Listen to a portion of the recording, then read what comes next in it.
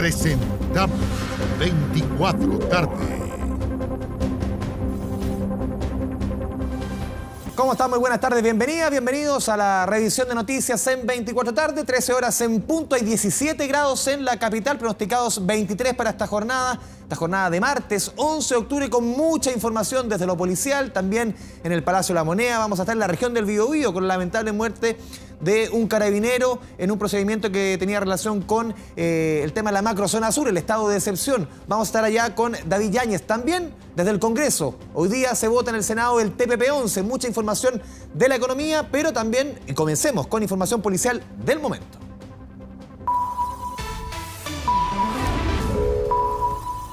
Ahora, esta mañana se confirmó la muerte del padre del futbolista Arturo Vidal a raíz de un paro cardiorrespiratorio. Vamos hasta el Club Hípico junto a Rodrigo Pérez Muena. Rodrigo, muy buenas tardes.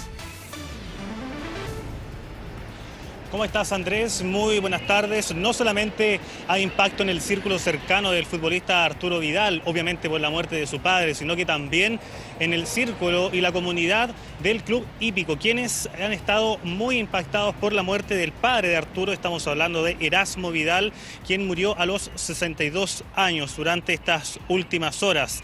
Mediante un comunicado, el Club Hípico aseguró que durante esta mañana se encontró a Erasmo Vidal al interior de este recinto por parte de una empresa de seguridad que presta servicios, y al percatarse que Erasmo no se encontraba en buena condición de salud, se contactaron así con paramédicos que trabajan al interior de este recinto, acudieron para prestarle una primera atención, solicitaron incluso la asistencia de personal médico. Incluso este personal médico llegó hasta el Club Hípico. Intentaron reanimarlo, pero debido a su condición fue empeorando hasta que al final murió por un paro cardiorrespiratorio y también un shock hipovolémico. Una noticia que se ha conocido durante estas últimas horas, que incluso también ha impactado, como les decía, a la propia comunidad del Club Hípico, donde nos decían que el padre de Arturo Vidal prácticamente estaba todos los días en este sector, donde incluso trabajaba cuidando los caballos de su hijo en el corral número 22, donde ahí tenía cerca de 20 caballos y tiene cerca de 20 caballos Arturo Vidal, y el padre de Arturo lo cuidaba de manera regular. Eso sí, lo que nos decían también algunos cercanos, algunos amigos a Erasmo Vidal, era que durante estos últimos días también ya había estado algo complicado de salud, pero de igual manera conversaban con él, lo veían frecuentemente y sin duda alguna que ha impactado su muerte. Lo que nos decían también es que durante este último tiempo habían estado bastante cercanos Arturo Vidal con su padre, Erasmo Vidal. ¿Por qué razón? Porque es conocido que durante gran parte de la vida de Arturo Vidal no había tanta relación, no había relación directa entre ambos, incluso en los primeros años, y siempre incluso Arturo Vidal ha hablado más de su madre, incluso a través de las redes sociales ha sido posible observar.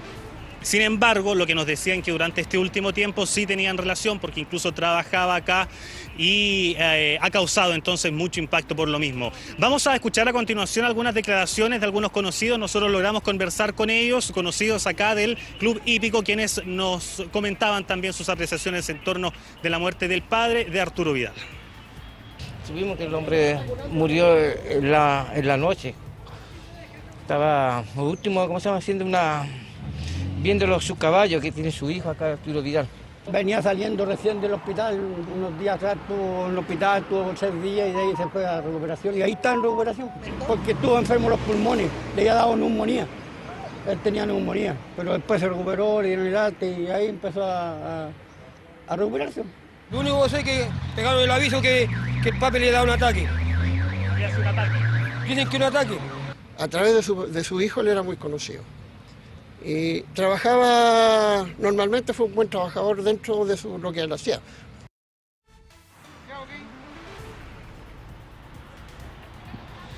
Ahí están entonces algunas de las apreciaciones de conocidos, también amigos al padre de Arturo Vidal, Erasmo Vidal, que como decíamos murió durante estas últimas horas a la edad de 62 años. Y fíjense que el 9 de octubre, nada más hace 2 días, estuvo también de cumpleaños. Ahí cumplió los 62, nació en 1960 y de manera muy regular, prácticamente todos los días lo veían aquí en el Club Hípico. Estamos a la espera que pueda hablar la Policía de Investigaciones y también la Fiscalía. ¿Por qué la Policía de Investigaciones? Porque a través de la Brigada de Homicidios han estado ya durante estas últimas horas al interior del club hípico para realizar todos los peritajes, toda la investigación correspondiente en este caso, aunque este comunicado del club hípico que señala que murió por un paro cardiorrespiratorio y también por un shock hipovolémico, es la información que hasta el momento se conoce. Y la Fiscalía también está presente, nos decían acá que hay un fiscal que se encuentra dentro del club hípico y ya durante los próximos minutos tendría que entregar también más información. ¿Qué va a pasar también con Arturo Vidal? Porque muchos también nos preguntábamos, ¿va a venir a Chile? ¿Qué es lo que va a hacer? Resulta que él tiene un partido por el torneo de Brasil ante el Corinthians y hace muy pocos minutos también se ha confirmado que a pesar de la muerte de su padre, el jugador decide viajar finalmente con Flamengo y está confirmado en el primer partido de la final de la Copa ante el Corinthians. Esa es una información entonces que hasta el momento también manejamos y tampoco... por lo que hemos podido revisar en sus cuentas sociales, en sus redes sociales, por ejemplo en Instagram, no ha hecho también alguna publicación hasta el momento, sobre todo considerando que Arturo Vidal es bastante activo a través de las redes sociales, no ha emitido tampoco una información, obviamente también en el contexto en que se encuentra muy complicado por la muerte de su padre. Es la información entonces que se maneja hasta el minuto. Hay al interior del club hípico están los equipos especializados, la PD y también la Fiscalía, que ya está investigando este caso por la muerte del padre de Arturo Vidal, Erasmo Vidal, a los 62 años, pero sin duda que ha causado mucho impacto en toda la comunidad del club hípico, porque nos decían, lo conocían prácticamente de mucho tiempo, que ha tenido una relación muy cercana con ellos, sobre todo por el cuidado de los caballos de Arturo Vidal en el sector del Corral número 22. Ahí nos comentaban entonces que están muy impactados por esta noticia, algunos incluso tampoco conocían mucha información, se han ido enterando a través de los propios medios de comunicación y por los comentarios que se va dando dentro del propio club hípico, un entorno muy cercano nos decían entre ellos, así que están muy impactados por la muerte del padre de Arturo Vidal. Hugo Pérez, reconectamos contigo en caso que la noticia así lo amerite. Muy buenas tardes. Nos vamos ahora al sur del país. Un carabinero fallecido y 11 uniformados lesionados dejó un accidente de tránsito en la comuna de Cañete, región del Biobío. Los afectados se encontraban patrullando la zona en un carro Mowak de control de orden público al momento del volcamiento del vehículo. David Yáñez con toda la información desde la región del Biobío. David, muy buenas tardes. Hola, muy buenas tardes. Precisamente nos encontramos en la ruta P660, que es una ruta que bordea por la zona sur el lago Lanalhue. Es precisamente por este sector que se estaba desplazando este vehículo blindado, un vehículo Mowat, cerca de las 7:30 de la mañana. Estaba realizando el patrullaje, pero además venía a realizar el cambio de turno para un puesto fijo que el Ministerio Público dispuso para la protección de una instalación turística que había sido objeto de ataques durante los últimos años en el sector de Lanalhue, la hostería Lanalhue. Fue cerca de las 7:30 de la mañana que ocurrió el accidente de tránsito en este camino, de hecho algunos decenas de metros más al interior, de donde en estos momentos se mantiene un puesto fijo mixto, tanto de carabineros como de infantes de marina, que recordemos en la provincia de Arauco se encuentra bajo estado de excepción de emergencia y toda la zona de Arauco en particular estaba bajo control y patrullajes de infantes de marina. Aproximadamente algunas decenas de metros desde este lugar fue que ocurrió este accidente. Se trata de un camino sinuoso y iba a cargo de este vehículo precisamente el cabo primero Gastón Hermosilla Sáez, quien pertenece a dotación de la 4ª Comisaría de Control de Orden Público con asiento en Los Álamos. Él fue precisamente el que sacó la peor parte en este volcamiento de accidente de tránsito que involucró a este vehículo Mowat, un vehículo blindado que si bien es 4x4 es un vehículo que no va a velocidades mayores, aproximadamente en carretera se puede lograr hasta 80-90 kilómetros por hora, pero sin embargo en este tipo de caminos anda mucho más lento. De hecho, al interior se encuentra la CIA de Carabineros realizando ya los peritajes respecto a este accidente de tránsito. Llegaron también a este lugar muy temprano los bomberos, 2 ambulancias del SAMU para para el traslado de los heridos hasta el hospital Calbuyanca, el hospital de Cañete, en donde en la urgencia fueron recibidos primero precisamente el cabo primero Gastón Hermosilla, quien era el más grave, que fue trasladado por sus propios compañeros en un vehículo policial. El resto llegó en ambulancia con heridas menos graves, algunas de hecho leves. Sin embargo, ya llegando hasta el hospital, se pudo confirmar la muerte del cabo primero Gastón Hermosilla. Tenemos declaraciones del jefe de zona de Carabineros en la región del Biobío. Escuchemos. En la zona sur de la provincia de Arauco, mientras un transporte blindado de personal de Carabineros tipo MOWAC realizaba el relevo correspondiente a las medidas de protección que se realizan en esa zona, se registró un lamentable accidente de tránsito que derivó en 12 graves lesionados, lamentando el sensible fallecimiento de uno de ellos. Para nosotros los carabineros es un momento de gran dolor y brindamos a la familia todo el apoyo que se requiere en este momento tan difícil. Una situación que golpea a la institución de Carabineros precisamente en un momento donde hay otro funcionario de Carabineros luchando por su vida en Santiago, y ha habido otras agresiones también en el sur de Chile. Este en todo caso fue un accidente de tránsito que ocurrió mientras se trataba de realizar un cambio de turno de un puesto fijo de resguardo en la hostería La Nalgüe, ubicada en este lugar. Hay ya una investigación amplia que se está realizando por parte de la CIA de Carabineros para establecer las causas de este accidente en particular. Se nos ha informado que el general director de Carabineros ha viajado desde Santiago y se dirige ya al hospital Calbuyanca para poder visitar a los funcionarios que resultaron lesionados. Dos de ellos que resultaron con heridas menos graves también van a ser trasladados hasta el hospital naval por vía aérea para que sigan recibiendo atención médica. Tenemos en ese sentido ya parte de la evaluación y de lo que fue el cuidado de estos carabineros por parte del personal médico. Escuchemos. 12 pacientes ingresaron acá al servicio de urgencias en hora de la mañana. Uno de ellos fallecido. Si bien se iniciaron ciertas maniobras de reanimación en el lugar, se continuaron acá en este centro, pero tenía unas lesiones de gravedad. En fondo tuvimos que constatar su fallecimiento acá. De los demás todavía tenemos uno que está con características reservadas y el resto parecieran ser lesiones ya, según nuestras evaluaciones iniciales, de menor gravedad. Toda la solidaridad como jefe de la Defensa Nacional a la familia del cabo primero de Carabineros Gastón Hermosilla, quien lamentablemente falleció esta mañana por un accidente cumpliendo su deber. Estamos tremendamente afectados, dolidos, y aquí estamos presentes para expresar toda la solidaridad a la familia y a la institución de Carabineros de Chile. Esto fue un camino interior en cercanías del lago La Nalgüe, en la P72.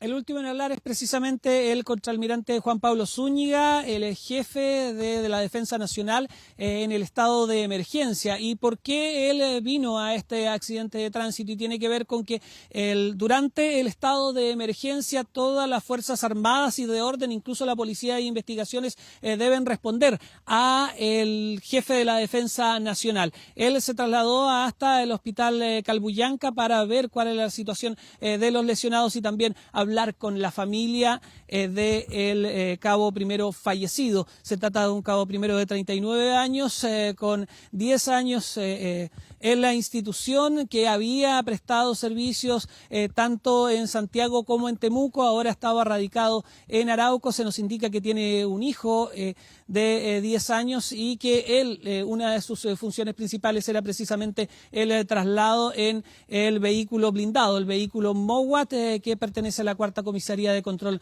de Orden Público de Carabineros, con asiento en Los Álamos. Muy buenas tardes. David Yáñez, muchas gracias por la información desde la región del Biobío. Muy buenas tardes. Continuamos este 24 tarde con información policial. 13 personas fueron detenidas luego que agredieran a carabineros, esto en Puerto Montt. Tras el ataque, la delegación presidencial anunció que presentará una querella. Vamos con Fabián Collado, que tiene esta y otras informaciones policiales de la jornada. Fabián, buenas tardes. Muy buenas tardes, Andrés. Imágenes que llaman la atención, que provienen desde la región de Los Lagos y que ocurrieron durante este fin de semana. Más de 6 carabineros terminaron heridos luego de un ataque a golpes, a pies y también a botellazos, como ustedes están viendo en pantalla, que fueron captadas todos por teléfonos celulares y rápidamente subidas a redes sociales. ¿Cuál sería el contexto de lo que ustedes están viendo en pantalla? Un delincuente habría ingresado hasta el interior de una propiedad que queda en calle Augusto Trautmann en Puerto Montt y posteriormente habría arrancado. Pues bien, las víctimas realizaron la denuncia a carabineros y tenían la patente de la motocicleta. Por lo mismo se le comenzó a seguir por todos lados ahí en la región de Los Lagos, llegando hasta el sector de Mirasol. Es en la calle Constitución con yates que se percatan los carabineros que este delincuente había ingresado hasta el interior de la propiedad que ustedes ven al fondo en las imágenes. Cuando tratan de detenerlo, ahí es que sale un grupo de 13 sujetos, mujeres, hombres, todos ellos extranjeros, y comienzan a agredir brutalmente a 6 funcionarios de carabineros que estaban participando de esta detención. También un carro policial terminó dañado a raíz del actuar de estos delincuentes, los cuales tuvieron que ser detenidos, pero con la intervención del control de orden público de la policía uniformada para que las lesiones a los uniformados de la comisaría respectiva no siguieran sumando otras personas heridas. A raíz de aquello es que estos 13 sujetos fueron trasladados hasta una unidad policial en Puerto Montt y ya se realizó la audiencia de formalización de cargos, donde 2 de los 11 quedaron en prisión preventiva. Uno de ellos por robo con violencia, o sea, era el sujeto que estaba siendo seguido en la motocicleta,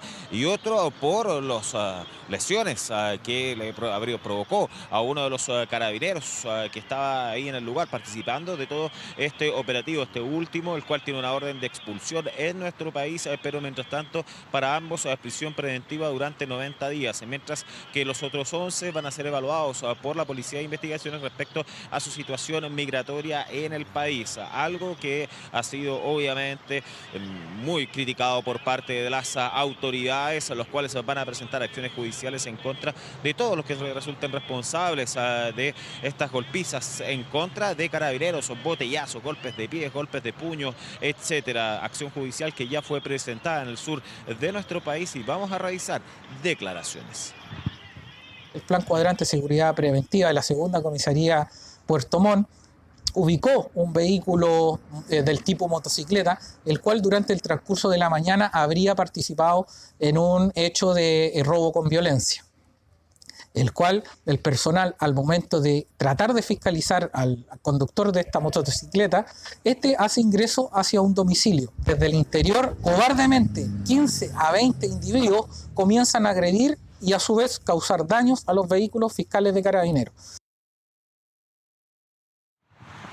Diversos daños que fueron provocados por estos delincuentes, los cuales estaban tratando de evitar la detención de uno de ellos que había estado vinculado a uno de los asaltos. De hecho, cabe recalcar de que primero había sido individualizado por la patente de la motocicleta. Posteriormente, las víctimas de este asalto lo identificaron como miembro de la banda que los había atacado en su hogar y que posteriormente había arrancado. Situación que está siendo analizada entonces por parte de las autoridades allá en la región de Los Lagos, y vamos a revisar esas declaraciones.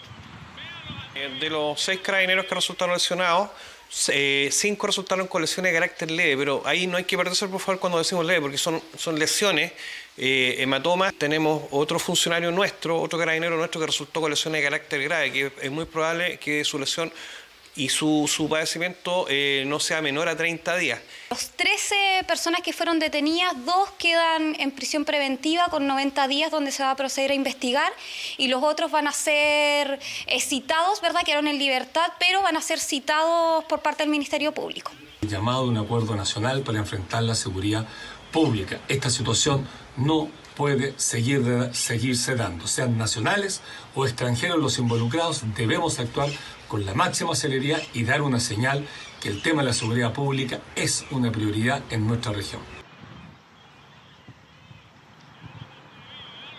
Algo complejo lo que sucedió durante este fin de semana allá en la comuna de Puerto Montt, en la región de Los Lagos, en el sector de Mirasol. Imagínense que el control de orden público de Carabineros es quien tuvo que intervenir, si no hubiesen existido más funcionarios heridos, uno de ellos que está con lesiones de gravedad, como se confirma desde la institución uniformada, pero ya los 13 sujetos fueron puestos a disposición de la justicia, quedando 2 de ellos en prisión preventiva. Vamos a revisar otros hechos de la jornada y nos trasladamos hacia Plaza Baquedano, donde un joven nuevamente cayó al lecho del río Mapocho en medio de protestas, de manifestaciones. Ayer se estaban conmemorando varias situaciones durante toda la jornada. Por ejemplo, el día del encuentro de 2 mundos, otrora Día de la Raza, como se llamaba antiguamente, el cual, claro, es el 12 de octubre, pero debido a la festividad se corre para el día lunes y por eso es que ayer fue feriado. Además de eso, también se estaba conmemorando la muerte de Denise Cortés, quien, recordemos, que fue asesinada por un tiro de fuegos artificiales durante manifestaciones afines. En definitiva, es así como se puede observar que un joven cae al lecho del río Mapocho. Inmediatamente por redes sociales se estaba denunciando que el carro lanzaguas, a través de su chorro, había empujado a este joven y por eso había caído.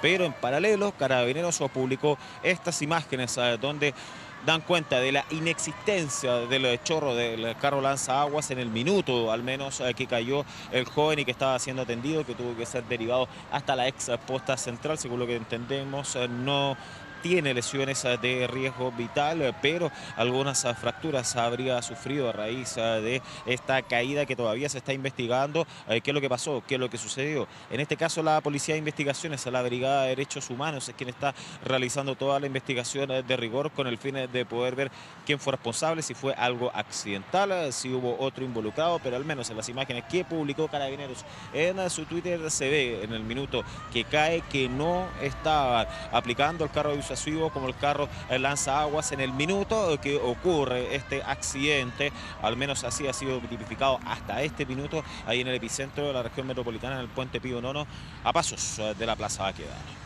Vamos a revisar otra información. Nos trasladamos a la comuna de Peñalolén, donde se está buscando un vehículo que fue sustraído de una pareja de adultos mayores mediante un violento portonazo. Ustedes están viendo el automóvil cuando está apoderado por los delincuentes y está arrancando por varias calles del sector, la avenida Grecia, avenida Tobalá, posteriormente la rotonda Grecia, donde se le perdió el rastro. Todo esto comenzó cerca de las 6 de la tarde, cuando los adultos mayores se dirigieron hasta la casa de uno de sus hijos para poder compartir. Es ahí cuando en calle Tupiriana aparecieron delincuentes, los cuales los intimidaron. El chofer opuso resistencia, por lo mismo fue golpeado por estos delincuentes, los cuales lo sacaron del habitáculo del conductor y posteriormente se apoderaron del vehículo para arrancar del lugar. Hasta el minuto no hay detenidos, el vehículo no ha sido hallado. Se habló de que había sido encontrado en la comuna de Macul, pero aquello ha sido descartado por parte de la Brigada de Robo Suroriente de la PDI, quien está realizando la investigación. Se encuentran en buenas condiciones de salud de los adultos mayores, fueron dados de alta luego de que hayan sido revisados por especialistas médicos, pero muy choqueados a raíz de lo vivido. Vamos a revisar esas declaraciones. Me pegan en la cabeza con algo de metal. Y bueno, me doy vuelta yo y veo que hay un joven de 17 años que lo encontré como un cabro chico y empezó a gritarme y me empezó como a quitar las llaves. Y yo lo enfrenté y no le quería pasar las llaves y empezamos a forcejear. Y después el gallo empezó con palabras feas y me empezó, te voy a disparar, y empezó a gritar. Lo iban a matar, entonces yo le gritaba, entrega las llaves, y los gallos ahí con la pistola en la cabeza. Entonces igual, sí, lo encontré terrible.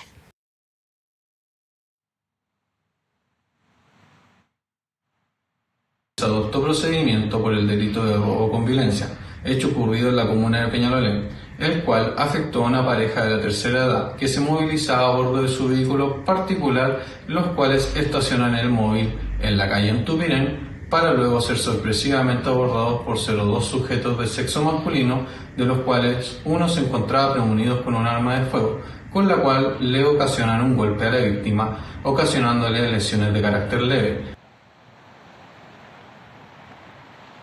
Bueno, las imágenes de las cámaras de seguridad de la central de la municipalidad de la comuna de Peñalolén van a ser fundamentales en medio de la investigación, porque al menos ya hay un rastreo, un mapeo, como se llama, hacia dónde arrancaron los delincuentes. Entonces se van a juntar aquellas imágenes de televigilancia para poder ver cuál fue el destino de estos delincuentes que en algún minuto se habló que habían concluido en la comuna de Macul, pero aquello ha sido descartado hasta el minuto por parte de la policía civil. Afortunadamente, adultos mayores que se encuentran en buenas condiciones de salud, y es reiterativo lo que les vamos a comentar en verdad. Fíjense que portonazos y encerronas, y nuevamente, según las víctimas, habrían sido protagonizados por adolescentes o menores de edad, Andrés. Sí, un tema que se repite lamentablemente no solamente en la capital, en varias ciudades del país. Fabián Collado, muy buenas tardes.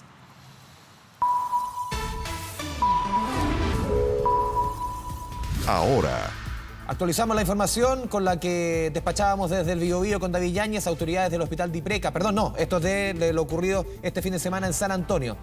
Autoridades del hospital de Dipreca entregan una actualización sobre el estado de salud del sargento segundo Carlos Retamal, herido luego de fiscalizar una carrera clandestina, sí, en San Antonio, región de Valparaíso. Sofía Carrizo con todos los detalles. Sofía, muy buenas tardes.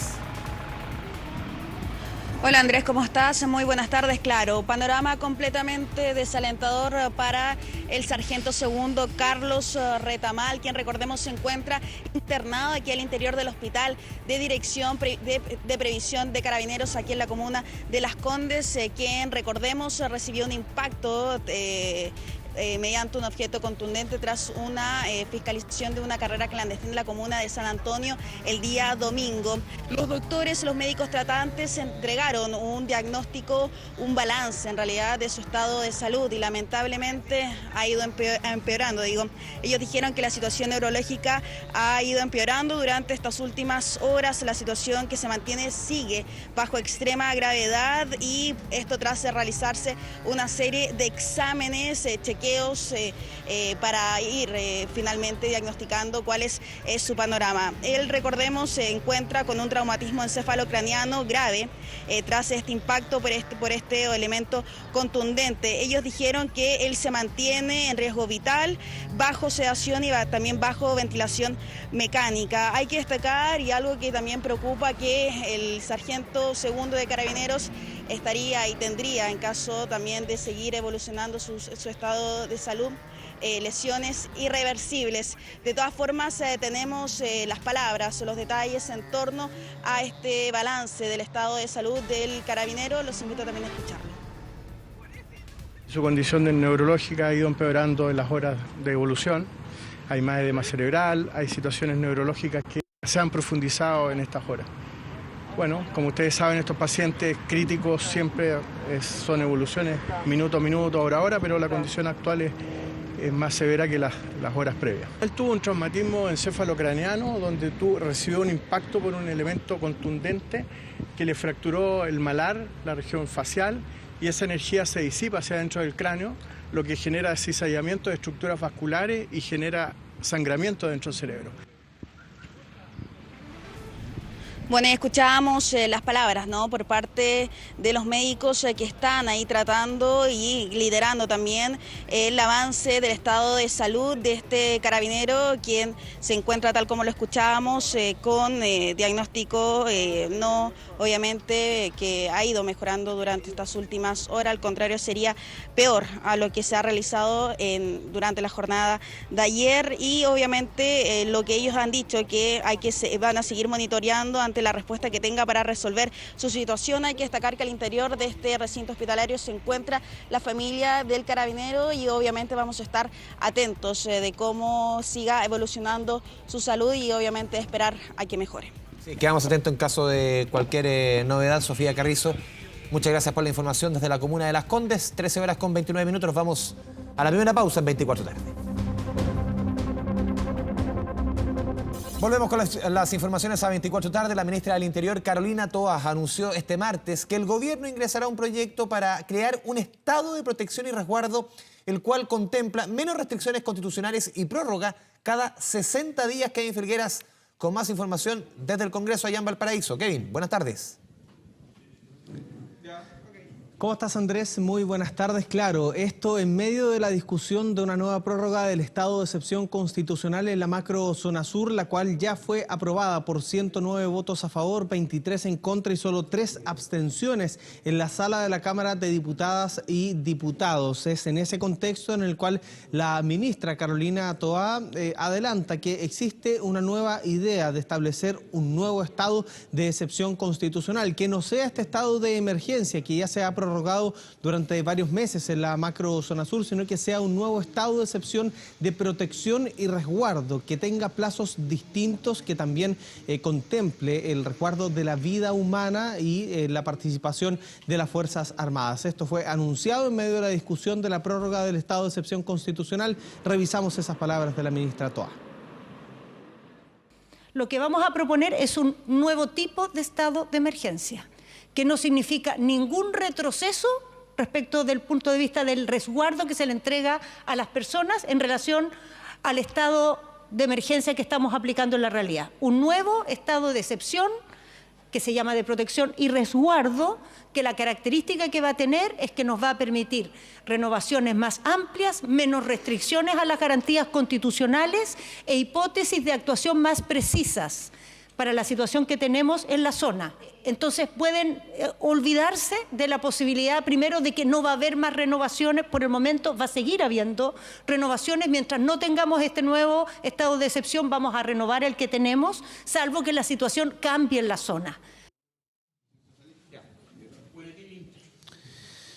Bueno, palabras de la ministra Carolina Toá, quien una vez finalizando esta sesión de la sala de la Cámara de Diputadas y Diputados se encuentra, de hecho, a esta hora realizando una conferencia de prensa junto a otras ministras de Estado en la sala al interior, en las afueras de la sala de la Cámara de Diputadas y Diputados. Está allá Poirot Escobedo. Escuchamos de inmediato las palabras de la ministra. Han llegado de distintas bancadas que queremos que se transforme en una agenda legislativa, ojalá compartida, ojalá de acuerdo entre todos los sectores.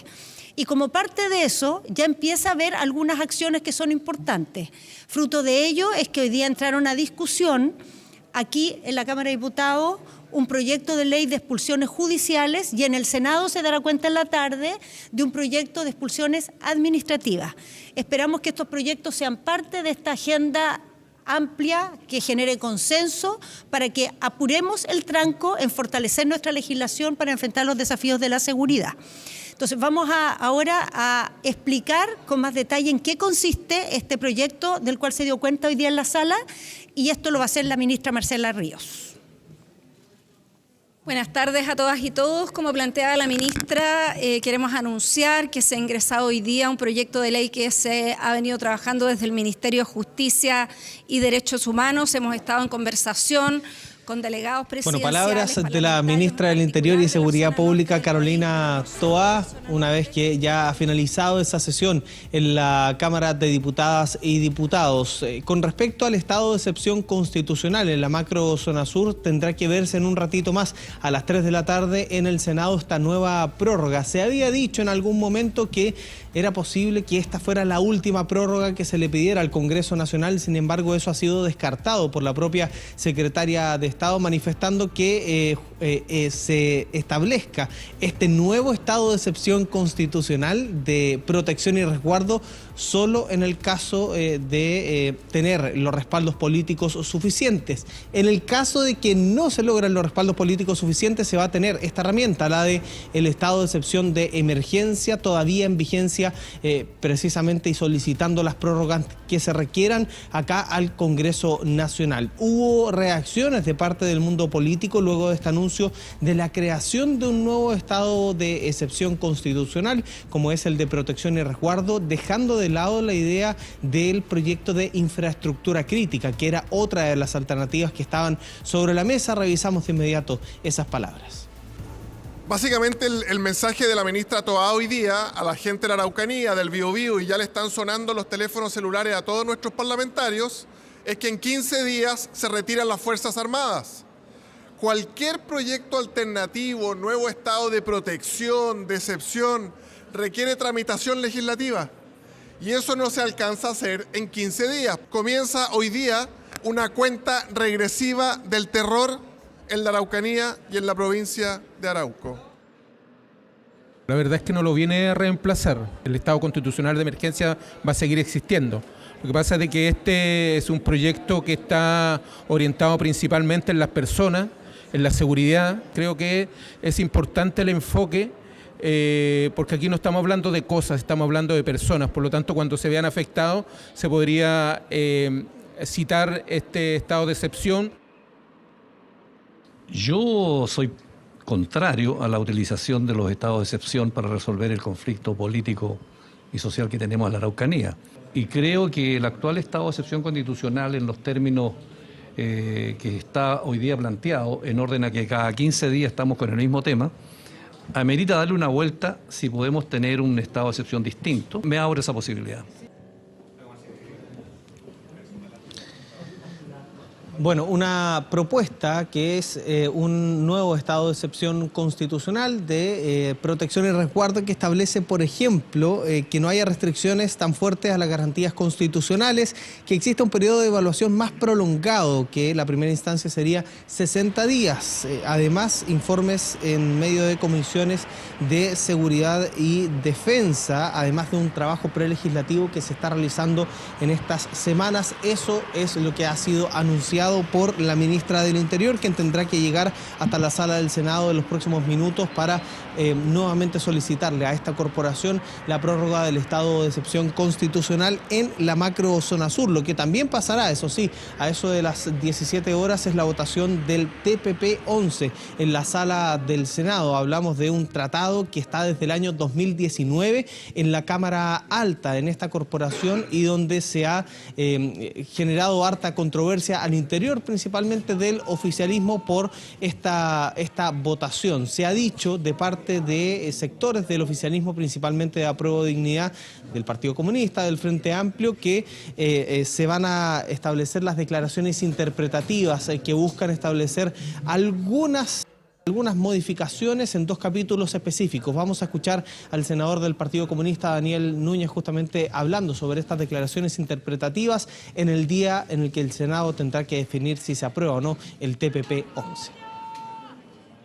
Bueno, lo primero es aclarar que nosotros no pretendemos aplazar la votación del TPP-11, hay un acuerdo, eso se va a respetar, se votó hoy día. En la misma línea de la estrategia que ha impulsado el gobierno, hay aspectos que son negativos de este tratado, tal cual lo vamos a votar hoy día. Y ahí está las normas que se refieren a las empresas del Estado. Si bien Chile hizo reserva de algunas de esas normas, y ellas no afectarían hoy día a empresas como Codelco, ENAP, sí podrían afectar a una nueva empresa del Estado, una que se cree en el futuro, como puede ser la Empresa Nacional del Litio, y nos parece que para que eso no ocurra y estas empresas no enfrenten el día de mañana acusaciones de trato preferencial, se debe aprobar una declaración interpretativa que hemos hecho tanto al capítulo 17 de Empresas de Estado, como también hemos propuesto la misma declaración interpretativa al capítulo 9, que es el mecanismo de solución de controversia. La declaración interpretativa de un acuerdo, de un tratado, es una facultad que tiene el Congreso Nacional justamente, pero la cual no es vinculante, es solamente una sugerencia que se le hace precisamente al Ejecutivo, que es el poder que toma todas las decisiones en materia de tratados internacionales. La Jefatura de Estado precisamente tiene esas facultades, el Congreso Nacional solamente podría sugerir alguna declaración interpretativa. Esto tiene que ver con el capítulo 17, que habla de las empresas del Estado, y el capítulo 9 de este tratado de mecanismo de solución de controversias. Allí se marcan los puntos de parte de Apruebo Dignidad. Seguimos revisando declaraciones porque hay cuestionamientos que se hacen a este tipo de acciones de parte del resto del oficialismo. Hablamos del socialismo democrático, donde se pide cuanto antes aprobar el TPP-11, una votación que se va a desarrollar durante esta tarde. Revisamos esas palabras. Miren, no, tercer trámite no puede haber. No puede haber, o sea, se aprueba o se rechaza, si esto es la... quizás lo que pasa es que si uno viviera modificando los tratados internacionales, no habría tratados internacionales. En realidad la opción es bien clara. Y lo que viene hoy día, yo creo que ya es la hora de votar. Creo que es bueno para Chile, genera inversión. Y cuando veo países como Canadá, con el primer ministro Trudeau, que se tomó una chela con nuestro presidente, deben haber tenido la oportunidad de conversar sobre los temas. Que se busque un tercer trámite en este caso, ¿qué le parece? Venga para acá, José Miguel. No, No, yo creo que no tiene muchos golletes.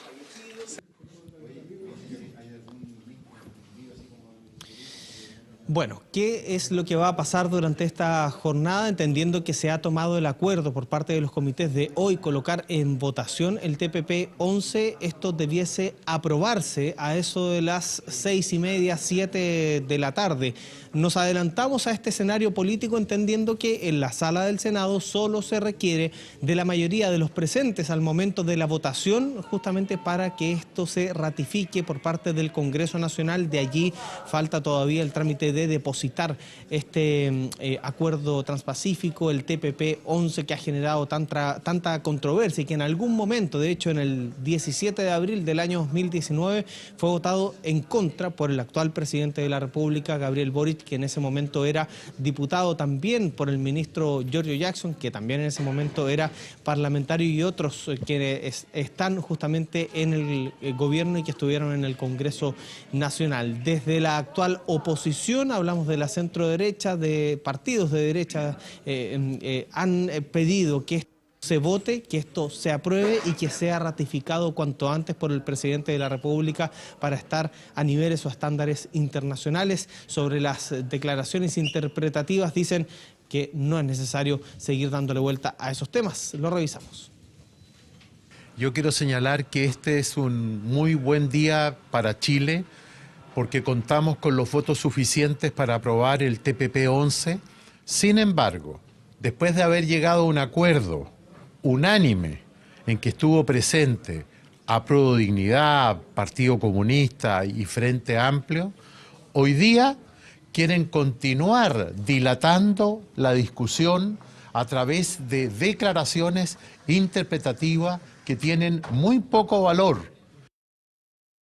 Espero que se apruebe, espero que haya una mayoría clara, contundente en favor del TPP-11, porque es tremendamente beneficioso para el país. Chile es una economía pequeña. ¿Qué tienen que hacer los países que tienen economías pequeñas? Bueno, fortalecerse a través de normas que sean comunes para todos los países, porque nosotros allí tenemos mucho que ganar.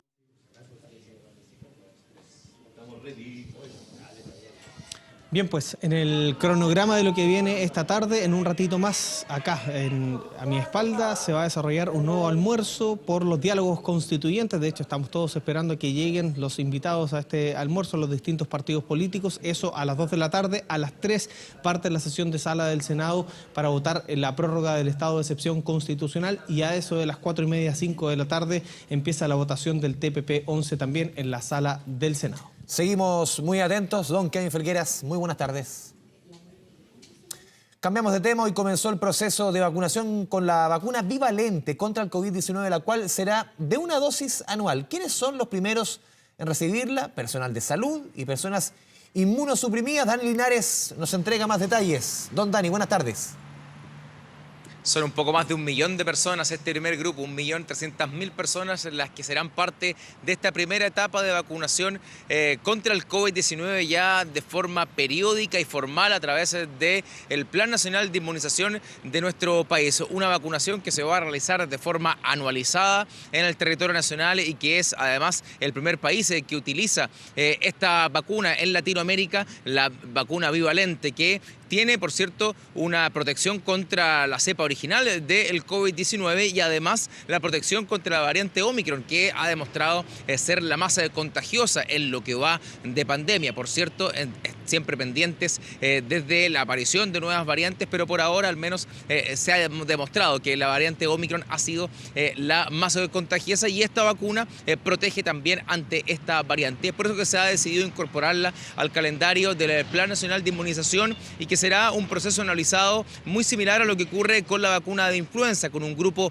objetivo determinado por la autoridad sanitaria. En este caso hablábamos de 1.300.000 personas que en primera etapa se van a sumar a este proceso, los funcionarios de la salud y también personas inmunocomprometidas. Se van a sumar a ellos, totalizando en una primera etapa 5 millones de personas, adultos mayores sobre los 60 años. Serán los primeros también en sumarse a esta vacunación de protección ya de forma periódica contra el COVID-19. ¿Qué pasará en el futuro? Si es necesario, por ejemplo, ampliar este grupo de vacunación, también lo ha respondido durante esta jornada la ministra de Salud, quien estuvo presente en la vacunación inicial, dando el puntapié a este proceso ahí en la comuna de San Miguel, en un centro de salud, señalando que, por cierto, va a depender de la evidencia científica qué grupos se van a ir sumando a este proceso. Hoy, por ejemplo, los niños han quedado fuera. ¿Por qué? Porque la vacunación que ellos han llevado adelante contra el COVID-19 ha demostrado tener todavía un refuerzo importante en edades tempranas y que ha tenido también una eficacia muy, muy alta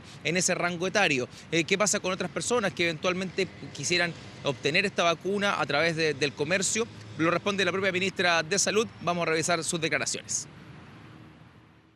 Los grupos priorizados para la vacuna bivalente son el personal de salud, las personas con condición de inmunosupresión, por ejemplo, las personas que han recibido trasplante, los pacientes que tienen enfermedades crónicas, las personas con obesidad y todos los mayores de 60 años. En la medida que vayan llegando, ustedes saben que vamos recibiendo embarques de vacunas. Van a ir ampliándose, va a ir desplegándose el calendario de vacunación. Nosotros esperamos tener tan buena acogida como al comienzo de la campaña de vacunación. En realidad la vacuna ha sido más bien, se ha usado como un bien público para la población general. Si nosotros pensamos de que la vacuna es necesaria para el resto de los grupos, la vamos a aplicar. Si no es así, hay más disponibilidad de vacunas y los otros grupos no presentan mayor riesgo, sí podría eventualmente, si hay más disponibilidad de vacunas, porque acuérdense que de hecho somos el primer país en Latinoamérica que la tiene, podría eventualmente evaluarse esa posibilidad.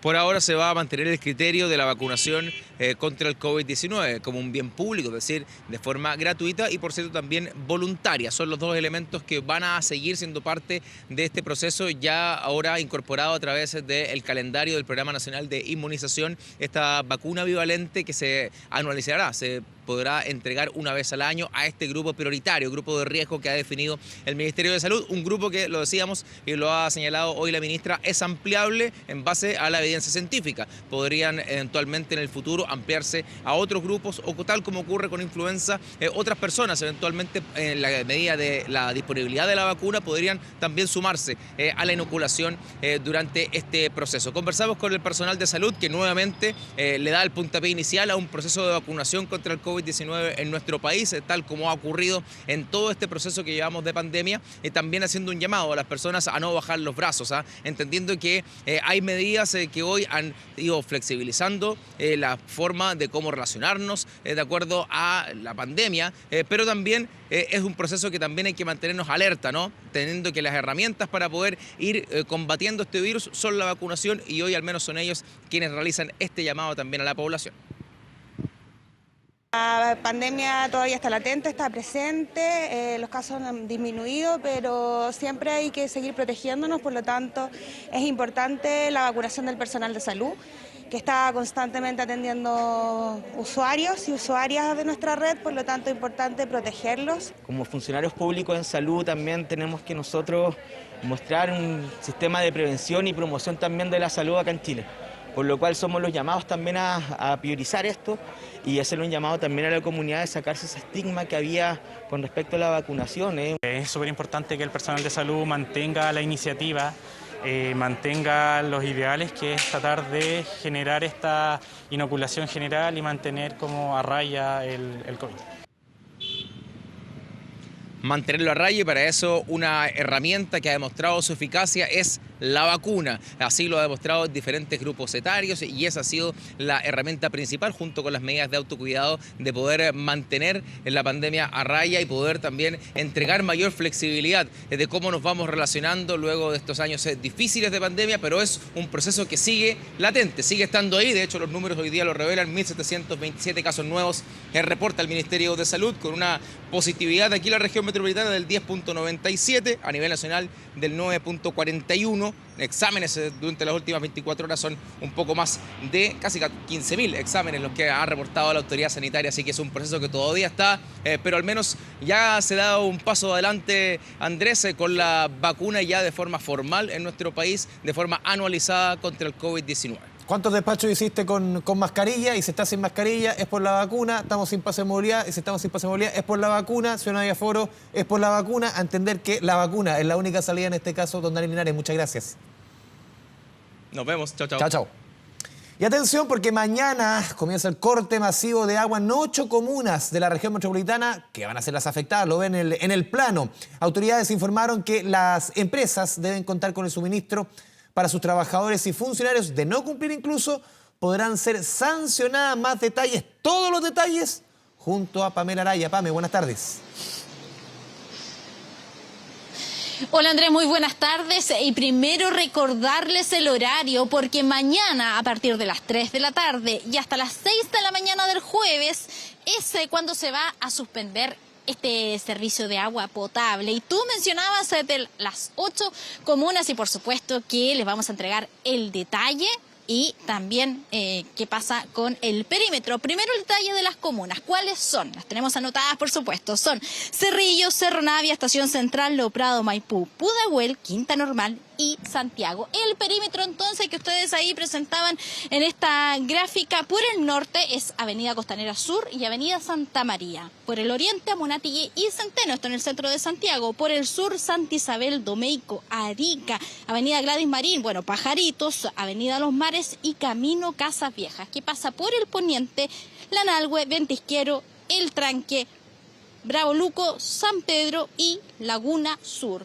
Todos esos son el perímetro, las calles por las cuales se va a marcar la división entre los que van a tener agua y los que no. Es por eso que se va a disponer de 96 puntos de abastecimiento. Esto con camiones aljibe que van a ser proporcionados por Aguas Andinas. ¿Por qué es esto? Hay que recordar que ya se está trabajando en la construcción de la línea 7 del metro y por lo tanto, hay que hacer ahí algunos trabajos, algunas mediciones en la estación Baquedano, que va a tener una conexión con esta futura línea que se conoce como la que va a ser la paralela a la línea 1. Pues bien, ya lo decías tú, Andrés, que acá hay ya advertencias e información también, por ejemplo, para los locatarios que no saben si van a poder funcionar o no. Estamos hablando de los restaurantes, por ejemplo, van a poder atender al público. Bueno, esas son dudas. Lo cierto es que acá es muy fácil. Si no tienen agua, no se puede abrir. O si tienen menos de 30 litros por persona, lo cierto es que tampoco pueden abrir. Ahora, claro, uno piensa en los restaurantes, pero también hay lugares concurridos como los terminales de buses que están allí, principalmente en Estación Central. Conversamos con el Ceremi de Salud para que nos aclarara todos estos puntos, si se puede abrir o no, en el caso que no tengan agua o tengan agua, pero en bidones que hayan sido obtenidos a través de lo que se proporciona por parte de los camiones aljibe. Todos los establecimientos donde se expenden alimentos, restaurantes, efectivamente cuenten con la autonomía de agua, no solamente para el consumo, sino también para los servicios higiénicos, el lavado, por ejemplo, si son en restaurantes, el lavado de los platos, en el fondo, todos los artículos que son necesarios en este tipo de establecimientos. La Ceremi puede autorizar el funcionamiento cuando se garantizan al menos 30 litros por trabajador.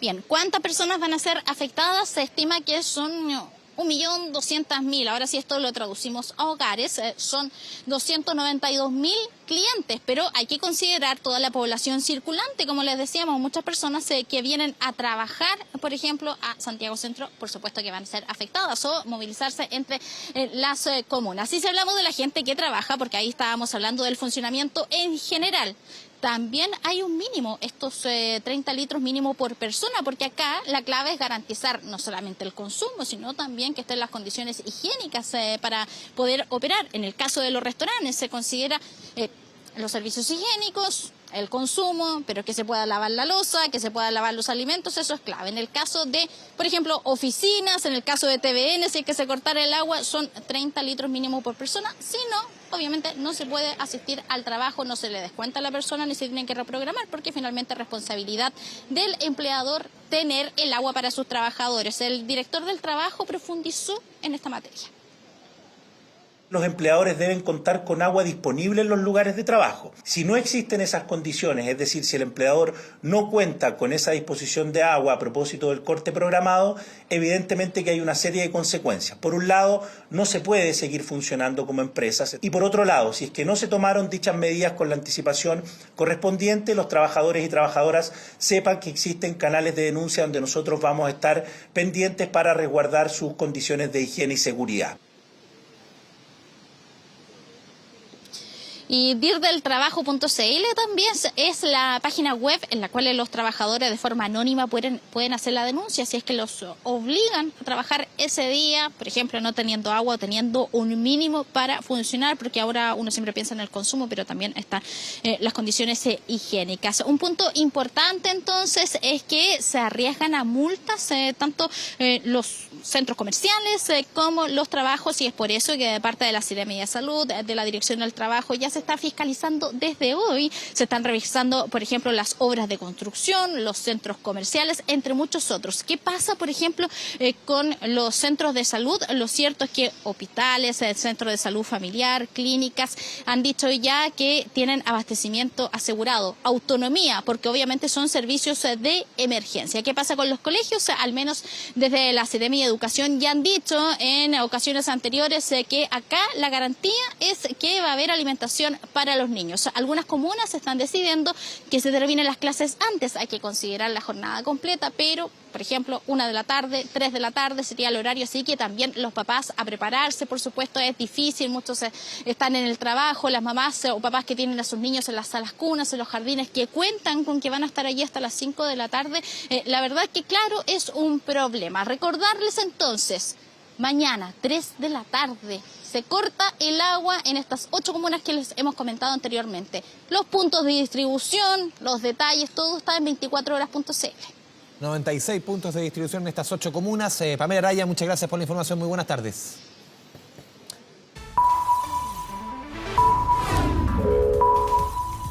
Ahora.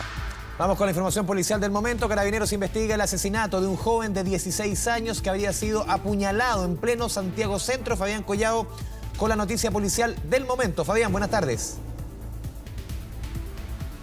Muy buenas tardes nuevamente. Andrés, Cueto con Martínez de Rosas, es donde ocurre esta trágica situación que termina con este adolescente de 16 años de origen colombiano sin vida. ¿En cuál habría sido el contexto, según lo que se está analizando por parte de la policía hasta estos instantes?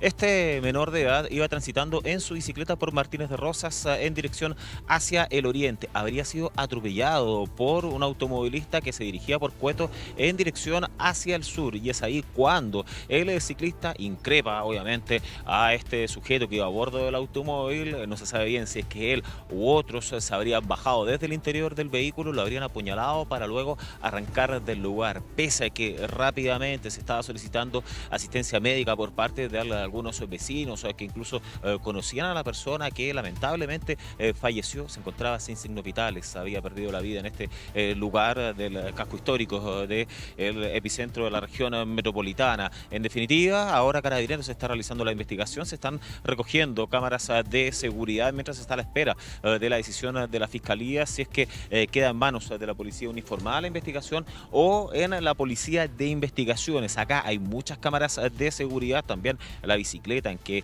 se iba trasladando este adolescente de 16 años que aparentemente, según estos indicios preliminares, producto de la discusión vial, una discusión que no habría tenido mayor preponderancia en un primer minuto, lamentablemente termina con esta trágica situación en Cueto con Martínez de Rosas. El tránsito está obviamente absolutamente suspendido por parte de Carabineros, tanto por Martínez de Rosas en dirección hacia el poniente, como al igual de Cueto en dirección hacia el sur, debido a esta investigación que está en pleno desarrollo y que lamentablemente terminó con un menor de edad de 16 años asesinado, Andrés. Actualizamos la información contigo, Fabián Collado, en cualquier instante. Muy buenas tardes.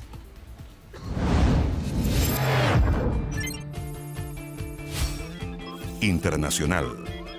Revisamos la información más relevante de esta jornada de día martes en el mundo, con el foco puesto obviamente en Ucrania, en Rusia. Andrea Aguilar, ¿cómo te va? Buenas tardes. ¿Cómo estás, Andrés? Muy buenas tardes. Y vamos a ver cuál fue el resultado de esa reunión que tuvieron los líderes del G7, que exigieron que se aumente la presión contra el presidente de Rusia, Vladimir Putin, por todos los bombardeos que hemos visto desde que sucedió la explosión en este puente de Crimea que conectaba justamente esa localidad del este de Ucrania con Rusia. Este grupo de países, cuyo poder militar y económico se considera muy relevante a nivel global, señaló hoy que va a exigir al presidente Vladimir Putin que rinda cuentas por las acciones bélicas que han acabado, Andrés, con la vida de al menos 19 personas, han dejado casi más de un centenar de heridos solamente en este fin de semana. Y aparte de eso, recordemos también que dicen que Bielorrusia y la intención que tiene el gobierno de Lukashenko de desplegar tropas en la zona de frontera, esto claramente es un guiño y es una complicidad hacia Rusia, al menos según lo están viendo los líderes del G7. Tras la explosión del puente que unía Crimea con Rusia, se han registrado, como les mencionaba, al menos 19 muertos y un centenar de heridos. Y también la petición de parte del presidente ucraniano Volodymyr Zelensky, Andrea, de pedir a Occidente derechamente un escudo de misiles. Porque el ataque que presenciamos el día lunes, por lo menos en ciudades como Kiev, la capital ucraniana, no se veía de meses de junio, de julio. Nos habíamos, gracias a Dios, desacostumbrado a este tipo de ataques durante un buen tiempo. Exactamente, y Alemania ya ha dicho, Andrés, que va a responder a esa petición. De hecho, va a enviar ese escudo antimisiles en las próximas horas, y la ONU ha calificado también de avanzada, peligrosa. Dice que alerta una nueva fase de ataques mucho más brutales que los ataques anteriores. Recordemos que estamos entrando ya en el 8º mes de la guerra en Ucrania, y también desde Rusia han dicho que han declarado como una agrupación terrorista al gigante tecnológico Meta, que antes era conocido como Facebook. Dicen ellos que han tenido algún tipo de participación y han insistido durante esta jornada en sus críticas frente al rol que está cumpliendo, por supuesto, Estados Unidos en esta guerra entre Ucrania y Rusia. Vamos a repasar parte de las declaraciones del canciller ruso Sergei Lavrov. Creo que los estadounidenses han estado involucrados de facto en esta guerra durante mucho tiempo. No solo arman a Zelensky y su régimen, sino que también proporcionan información de inteligencia de los satélites. Espero que aquellos que especulan sobre el tema de la guerra nuclear por parte nuestra sean conscientes de su responsabilidad.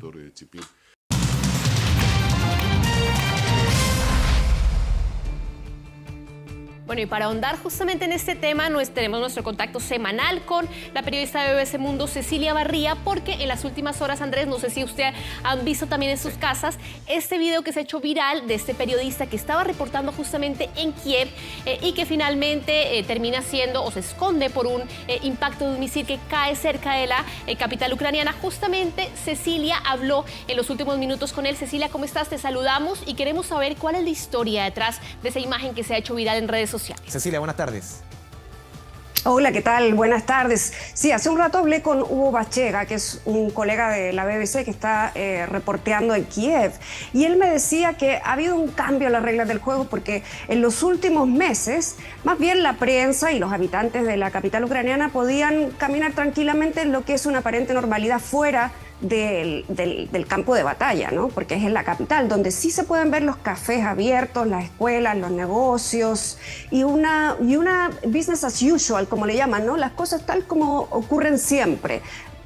Pero este sentido de normalidad ha cambiado y cambió sustancialmente cuando empezó esta nueva ofensiva rusa en la capital. Lo que me decía Hugo Bachega es que ahora sí la gente le está haciendo caso a las sirenas que te advierten que pueden venir los misiles. Esta mañana despertó así Kiev. Él estuvo reporteando en el metro donde las personas se fueron a dormir con sus mascotas, con los hijos, las familias completas, a pasar la noche precisamente en las estaciones de metro para sentirse más seguros, porque no se sabe si la ofensiva rusa va a continuar o no ahí.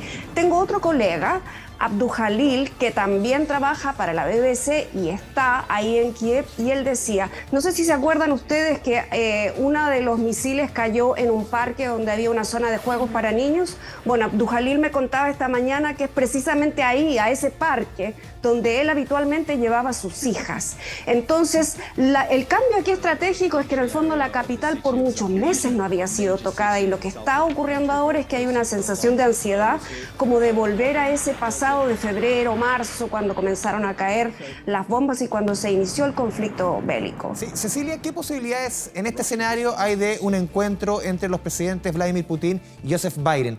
¿Existe una chance en este escenario con esta reactivación de la violencia como tú nos has mencionado?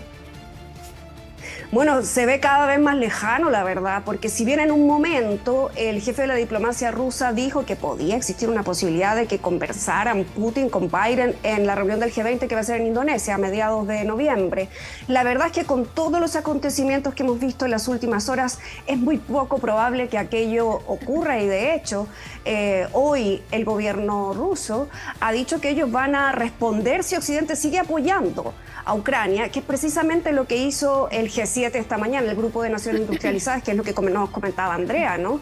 Que ellos dijeron que van a seguir apoyando los afanes de defensa ucranianos contra el Kremlin. Por lo tanto, esa posibilidad de reunión, de avanzar por la vía diplomática, se ve cada vez más lejana. Perfecto, agradecemos este contacto semanal, por supuesto, contigo, Cecilia, todas las semanas, y vamos a seguir muy pendientes, Andrés, de qué va a pasar en los próximos días en este conflicto. Muchas gracias, Cecilia. Chao, Cecilia. Buenas tardes. Chao, gracias a ustedes. Y dejamos, Andrés, el escenario de la guerra en Ucrania para ver de lleno lo que está pasando con las proyecciones que ha lanzado hoy el Fondo Monetario Internacional y también el Banco Mundial. No es nada halagador el panorama que nos espera, al menos para los próximos meses. Dicen ellos que lo peor está por venir. Respecto al creciente riesgo de que haya recesión para el próximo año, ambas entidades coinciden en que efectivamente el 2023 va a estar marcado por grandes cambios para la economía, ligado mayoritariamente a la desaceleración de las tres potencias claves. Estamos hablando de la eurozona, de China, de Estados Unidos. El presidente del Banco Central fue enfático en asegurar que hay un riesgo también real de recesión el año próximo, y la proyección, que es respaldada por el Fondo Monetario Internacional, dicen que para el 2026 el mundo incluso podría perder 4.000 millones de euros, que es equivalente al PIB anual de Alemania.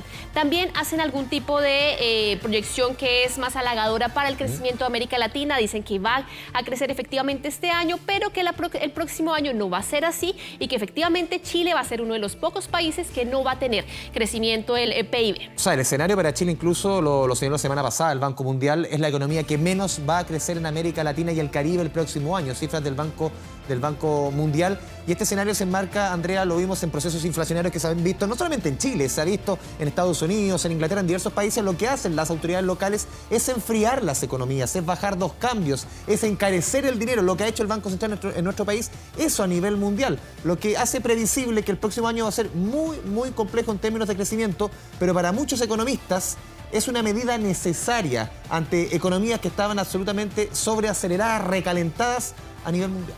Completamente. Y lo que dicen, Andrés, también es que Latinoamérica va a crecer un 3,5%, que es más que la media de este año para el próximo año, pero que efectivamente sus finanzas se van a resentir para el año que viene.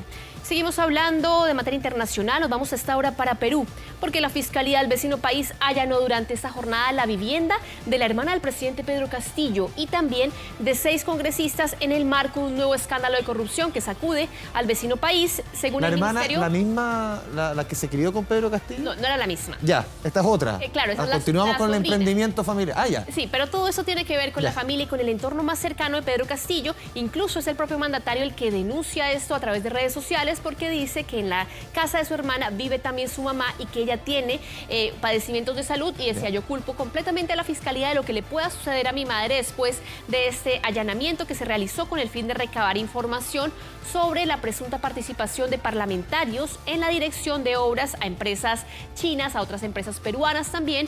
Y tras conocerse la noticia, el presidente de la República en Perú comunicó a través de su cuenta de Twitter que las fuerzas oficiales habían efectivamente ingresado a la casa de su hermana, que se encontraba al interior con su mamá y quien sufre un problema de salud, por lo que él responsabilizaba a los agentes de cualquier deterioro en el estado de salud de su mamá, y califica además el allanamiento como un acto abusivo por parte del Ministerio Público.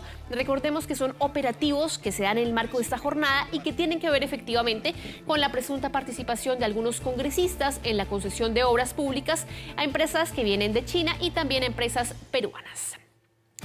Seguimos hablando de noticias en América Latina. Nos vamos hasta ahora para Venezuela, porque las autoridades de este país le han pedido, Andrés, a los venezolanos que están fuera del país que manden donaciones para ayudar justamente a lo que se está viviendo en esta zona, en el estado de Aragua, después de que el sábado se diera este alud. y que ya deja al menos 36 fallecidos y cerca de 60 desaparecidos.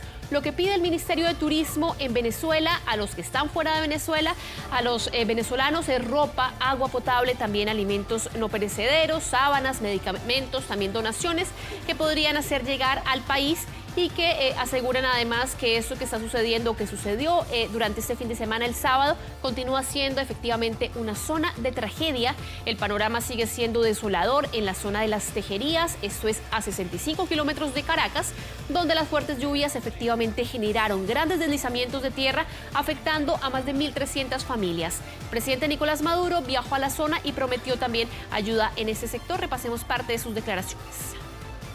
Nos llevamos el clamor, nos llevamos la desesperación, las lágrimas de la gente, pero la gente debe saber que Tejerías va a resurgir como el ave fénix. Renacerá Tejerías y nosotros con nuestras manos reconstruiremos Tejerías, tengan la seguridad.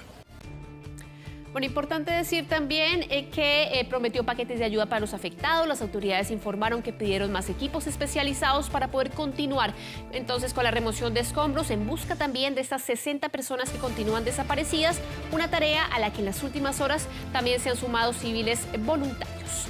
Y vamos hasta ahora, Andrés, con información de último minuto, porque el Palacio de Buckingham anunció que el rey Carlos va a ser coronado el sábado 6 de enero de 2023. El evento se realizará en la Abadía de Westminster, en Londres, como ha sido desde hace 900 años prácticamente.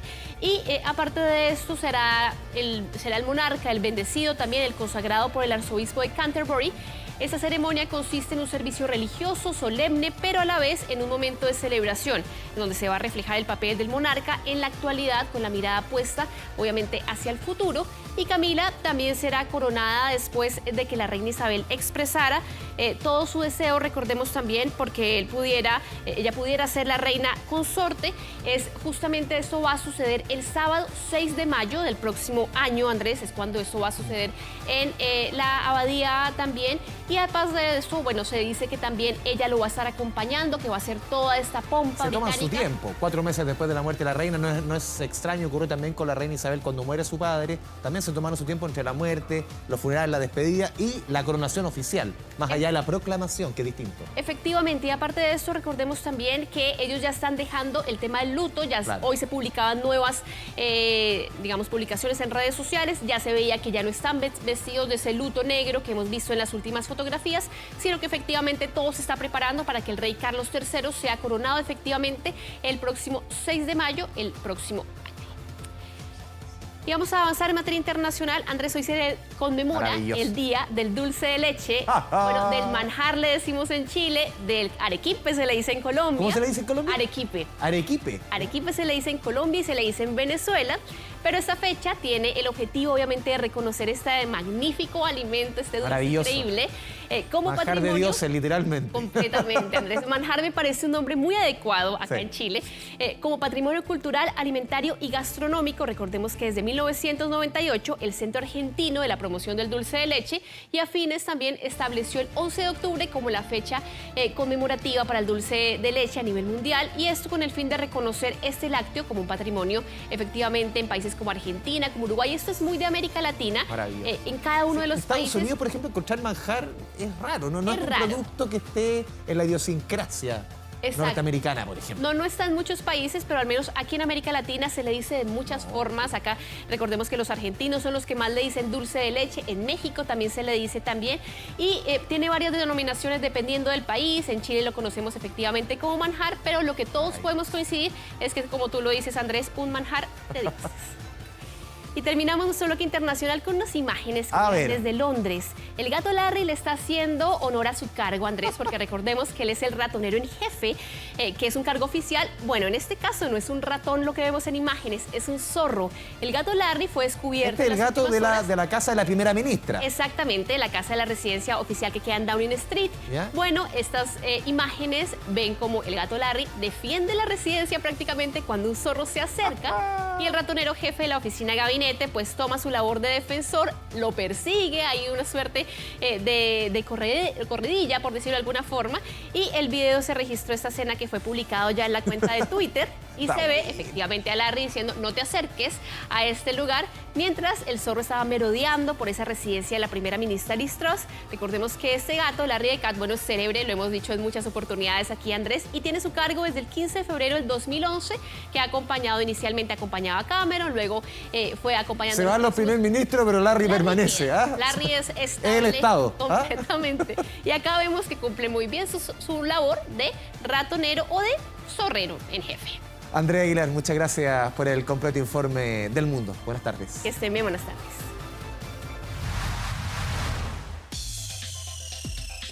Del gato Larry pasamos a hablar de la economía acá en nuestro país, con temas que son bastante más serios, temas que son más dolorosos para el bolsillo chino. Son los números, por ejemplo, de la cantidad de créditos hipotecarios entregados en este país, los que reflejan al final lo que está sucediendo en términos de tasa de interés, el sueño de la casa propia que se hace, o vivienda, departamento, que se hace cada vez más lejano para miles de familias en nuestro país, sobre todo familias jóvenes. Vamos a revisar la primera gráfica de acuerdo a números de la Comisión para el Mercado Financiero entregados durante los últimos días.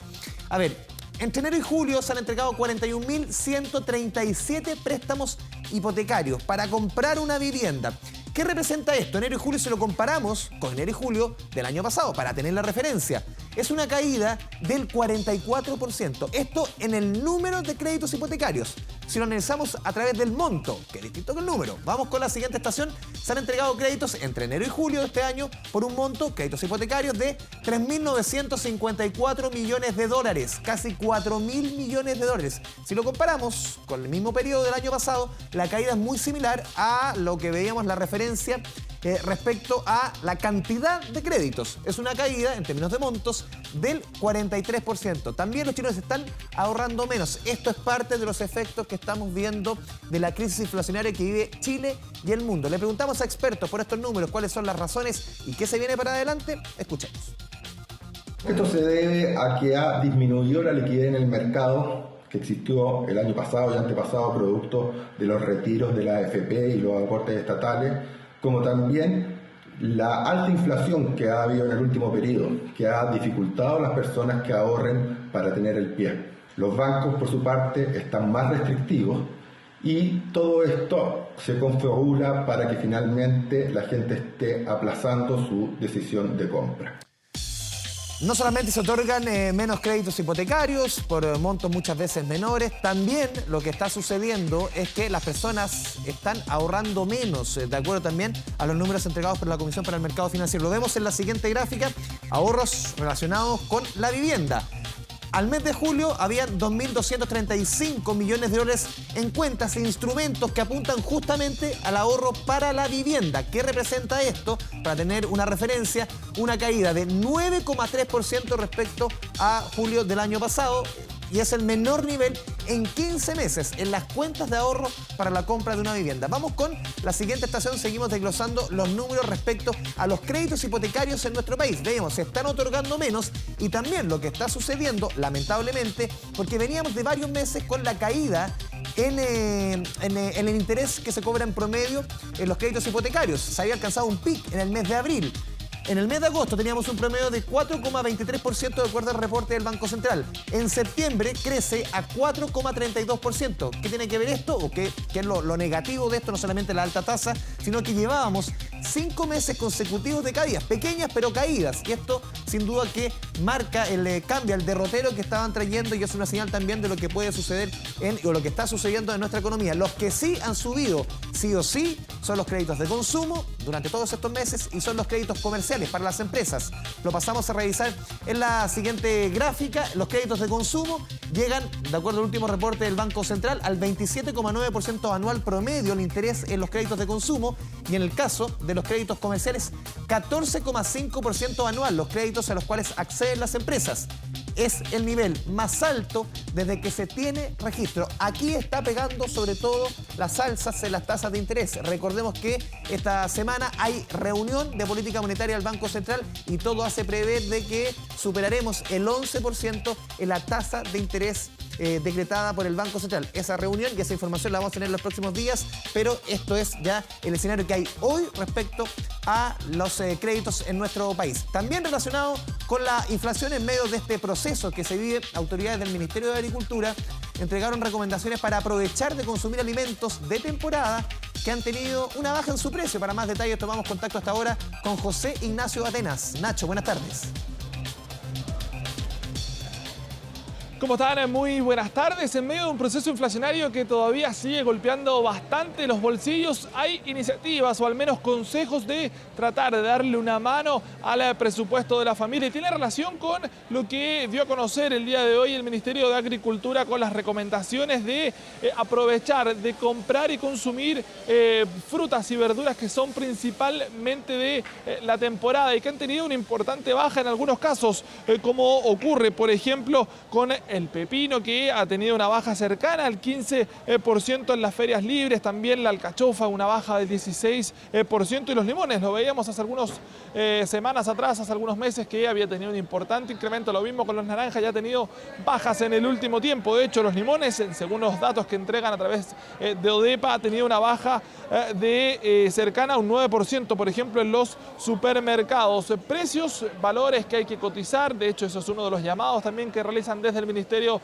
de Agricultura, considerando, por ejemplo, que hay variaciones bastante importantes cuando se compara, por ejemplo, un supermercado con una feria libre. Por ejemplo, en el caso de los limones, está a 464 pesos el kilo en una feria libre versus lo que ocurre en un supermercado donde el kilo llega a 1.594 pesos. ¿Qué significa esto? Que en las ferias libres hay hasta un 71% de precio más barato si las personas cotizan. Por lo tanto, el llamado que están haciendo las autoridades es obviamente aprovechar estas posibilidades en medio de un proceso inflacionario. Lo vimos hace algún tiempo, este 0,9% que fue el IPC en el mes de septiembre, que dio una luz de esperanza, claro, porque cayó la inflación en 12 meses, de un 14,1% cayó a un 13,7%. Por lo tanto, hay que buscar alternativas para tratar de aliviar un bolsillo que está bastante cargado. Tenemos justamente declaraciones de autoridades que hablaron respecto a lo que los consejos que se están entregando para poder tratar de aliviar el bolsillo, principalmente con lo que son los alimentos de temporada. A continuación los invito a escuchar. Tenemos una recomendación de mejorar nuestro hábito alimentario y comer más fruta y verduras frescas, ojalá todos los días. Que ha bajado la palta, la alcachofa, también parte de los repollos, el apio. Importante también considerar que el limón y la papa mantienen sus precios tradicionales. Es buena alternativa, y otra cosa de que la gente está comiendo más verdura. Como está cara la carne, entonces hay cosas que están caras, entonces la gente opta por la verdura. Baja son muy pocos. Por ejemplo, los cítricos que vendrían siendo la naranja, el limón. Lo que bajó un poquito también fue el pepino, que estaba costando 700 pesos, cada uno 800, ahora está 500.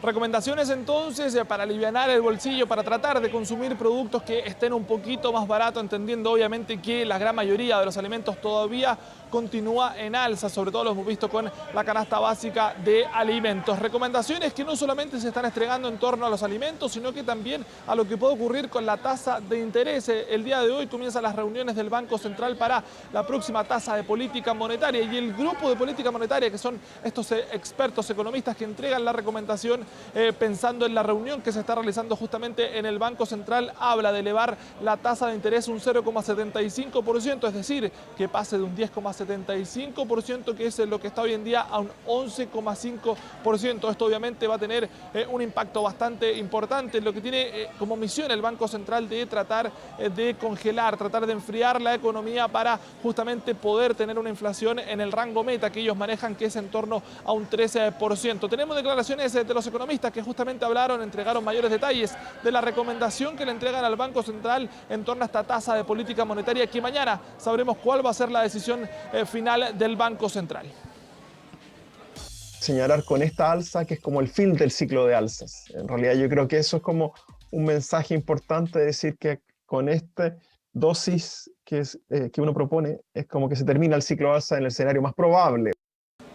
Ahí veíamos entonces medidas en torno a un proceso inflacionario que todavía sigue golpeando a nuestro país, pese a la caída que tuvimos en la inflación a 12 meses, sigue estando muy alta, y obviamente es la preocupación del Banco Central y diversas autoridades. Principales preocupaciones de los chilenos, la inflación, el costo de la vida. Nacho Atenas, muchas gracias por la información. Desde la tarde con 29 minutos nos vamos a la pausa, a esta cámara, aquí en 24 tarde. Regresamos con las noticias a 24 tarde, en medio del proceso inflacionario. No, esto es otra información, esto tiene que ver con la economía. Vamos a revisar información de política. Por 144 votos a favor, la Asamblea General de las Naciones Unidas eligió a Chile como nuevo miembro del Consejo de Derechos Humanos de la ONU por el periodo 2023-2025. La elección fue la más alta del Grupo de América y el Caribe. La noticia fue entregada al gobierno en medio de una reunión bilateral en el Palacio de la Moneda. Reunión del presidente Boric con el primer ministro de Corea del Sur, Han Duck-soo, en el marco de los 60 años de las relaciones en Chile. Ahí vemos el saludo protocolar del presidente con el primer ministro coreano. Escuchemos declaraciones. Son 193 países que votan, 144 de esos 193 países le han dado a Chile la primera mayoría. En segundo lugar ha quedado Costa Rica y en tercer lugar Venezuela. Por lo tanto, estamos muy orgullosos. Quiero felicitar a la Cancillería chilena, a todos quienes han hecho posible esto que nos pone en un alto nivel a nivel internacional. Bueno, yo creo que son varias las implicancias. La primera, yo quiero señalar que esta candidatura fue una candidatura de política de Estado. Y quiero insistir en eso, esta candidatura fue inscrita en junio del 2019, lo que hizo el actual gobierno fue recoger una candidatura entendiendo que era una candidatura del Estado de Chile, porque la política exterior se hace con una mirada de Estado y en ese sentido nosotros tomamos esta candidatura. Cuando iniciamos este gobierno teníamos 49 apoyos oficiales y en el día de hoy hemos obtenido la votación 144 votos, eso da cuenta. Y quiero insistir en eso, del liderazgo que está teniendo Chile en los órganos multilaterales.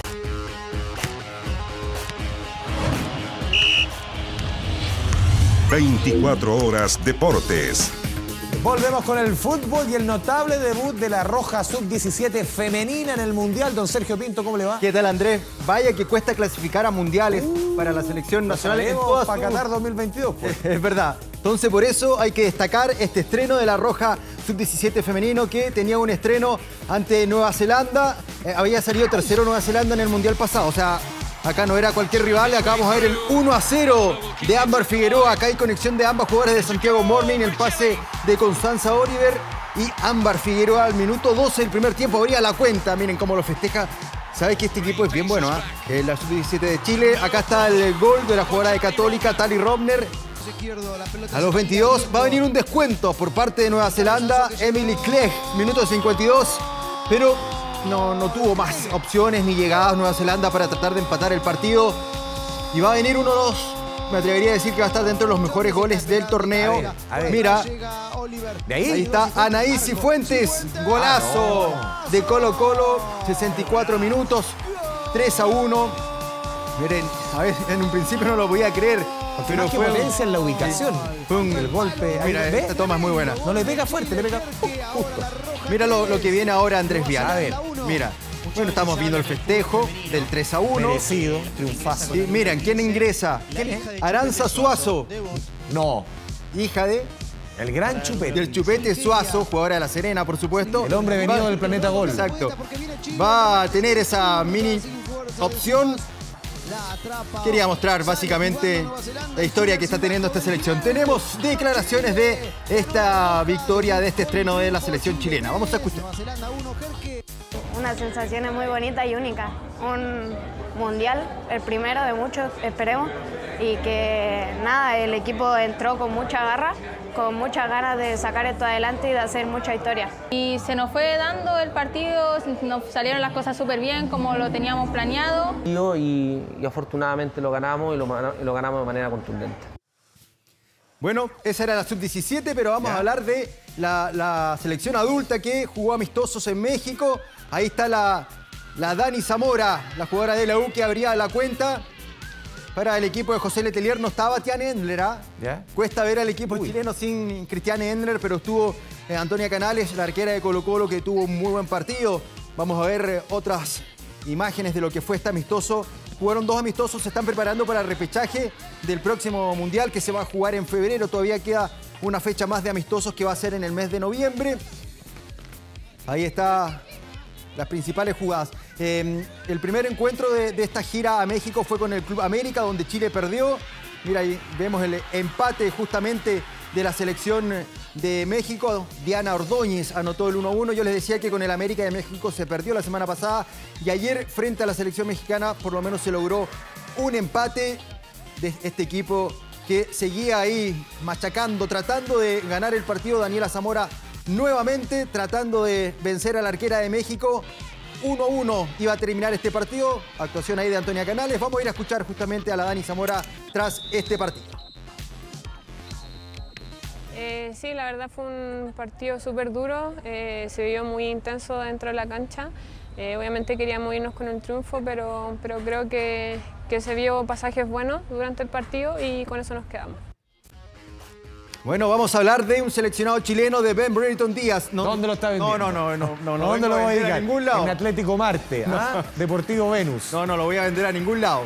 Fue elegido y está en el 11 ideal de esta fecha. Para la gente que descansó, se desconectó el fin de semana. Hizo 2 pepitas. Pues. Hizo 2 goles el pasado fin de semana en la victoria del Blackburn Rovers.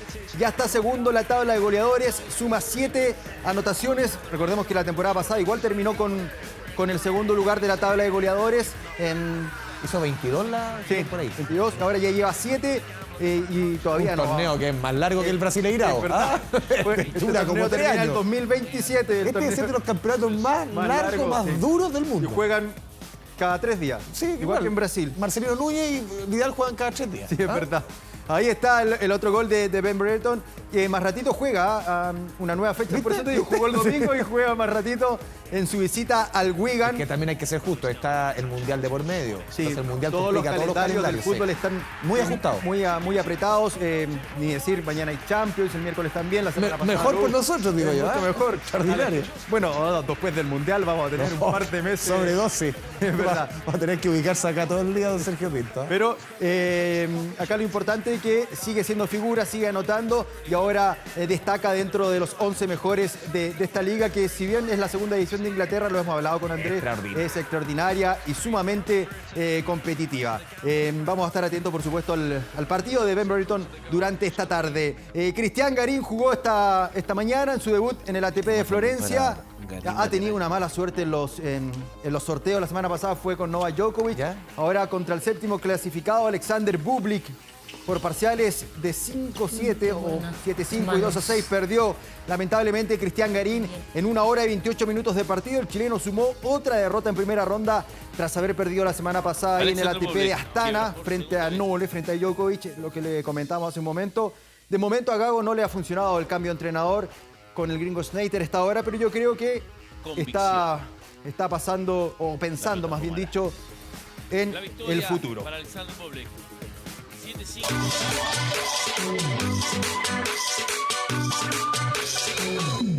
Bueno, nos trasladamos a Asunción, con un nuevo oro, tenis de mesa. Por favor, no le digan ping-pong. Tenis de mesa. ¿Por qué no le pregunto desde la ignorancia? Se llama tenis de mesa. Ya, técnicamente. Claro, técnicamente. Un nuevo oro. Gustavo Gómez y Daniela Ortega se quedaron con esta presea dorada en dobles mixtos del tenis de mesa 3-0. En la semifinal dieron vuelta ante Colombia, un resultado de 2-0 abajo. Lo terminaron ganando ahí en 5 sets. Estamos viendo el último punto y la emoción de la dupla chilena. Ahí está, los de arriba, no son los de rojo. No confundirse. Creo que estos son meses y meses de preparación, en silencio. Y estos sí que están solos. Estos están muy solos, con poco apoyo. Tremendo. Así que por eso, absolutamente valorable y loable lo que lograron. Nos vamos ahora a las Diablas. El hockey femenino. Este se jugó ayer por la tarde, un partido muy, pero muy emocionante. Cachito Vigil. Exactamente, el Cachito Vigil. Acá el que ganaba clasificaba a la final. Uruguay lo tuvo en varias ocasiones, sobre todo cuando quedaba 1 minuto y medio. Anotó Uruguay, pero luego con el VAR le anularon el gol a la uruguaya. Una especie de VAR, por decirlo así. Y terminó 0-0. Acá no iban a penales, sino que se veía la diferencia de gol. Estaban empatadas. De ahí lo otro que venía para determinar el finalista era saber quién había anotado más goles durante todo el torneo. Y ahí eso le favoreció a Chile y van por el oro. Entonces las Diablas el día de mañana. ¿Contra? Sí, todavía no se sabe. Frente a Argentina. Frente a Argentina. Es muy difícil. Las Leonas, eso ya es otra harina de otro costal. Bueno, hoy son los hombres, los mismos rivales, digamos. Chile-Argentina. Mañana las mujeres. Y el voleibol, lamentable. Ayer ganaron frente a Paraguay. Hoy no corrieron la misma suerte. Cayeron inapelablemente 3-0 con Perú. Con este triunfo la selección peruana O sea, el voleibol peruano históricamente ha sido muy potente. Es muy potente, pero el voleibol chileno ha subido mucho su nivel, sobre todo los varones. Y ayer viendo el debut justamente de las mujeres frente al cuadro local Paraguay, uno pensaba que podría haber sido un partido más apretado frente a las peruanas, pero nada que hacer. 3-0 en contra terminó la selección nacional. La última jornada queda libre, por lo que deberán esperar los próximos resultados de la última fecha. Bueno, vamos a ver lo que está pasando con la gimnasia, diferentes deportes. Esta tarde también debuta el tenis. Alejandro Tavilo, Gonzalo Lama, los varones y en las damas. Ahí estamos viendo justamente el tenis, doble pantalla. Bueno, esto es a través de TVN Play. Hay 4 señales a disposición de todos los amantes del deporte. Si usted quiere ver el debut del tenis o a nuestros diferentes representantes, allá los Juegos Suramericanos. Oye, tremenda transmisión este fin de semana del área deportiva aquí de TVN, tremendo. ¿Verdad? Ayer y la con gente el cómo respondió con la sintonía. Muy buena sintonía. La gente cuando, siento yo, un pensamiento muy personal, cuando uno le tiene la oportunidad de mostrar a nuestros representantes chilenos peleando por algo importante, siempre se va a interesar. Y lo que le pasaba a los muchachos del tenis de mesa. Sí. Siempre están solos, con poca ayuda, por lo menos sienten el apoyo de la gente desde su casa. Así que TVN Play, ahí puede ver más deportes. Don Sergio Pinto, ¿nos vemos mañana? Sí, por supuesto. Que le vaya bonito. Chao. Ya, 2 de la tarde con 52 minutos, pausa y volvemos. Volvemos para despedirnos con buena música. Debo reconocer uno de mis grandes placeres culpables, La Gran Gilda. Un día como hoy, 11 de octubre, pero en 1961 nacía en Buenos Aires Miriam Alejandra Bianchi, más conocida como Gilda. La compositora de cumbia tuvo una corta pero exitosa carrera, la cual finalizó con un lamentable accidente en 1996 que le costó la vida. Hoy hubiese cumplido 61 años y la recordamos con un éxito que fue versionado, por ejemplo, por bandas como Ataque 77, pero nunca llegaron al nivel de La Gran Gilda. No me arrepiento de este amor, directo al corazón. Despedimos esta 24 tarde. Buenas tardes.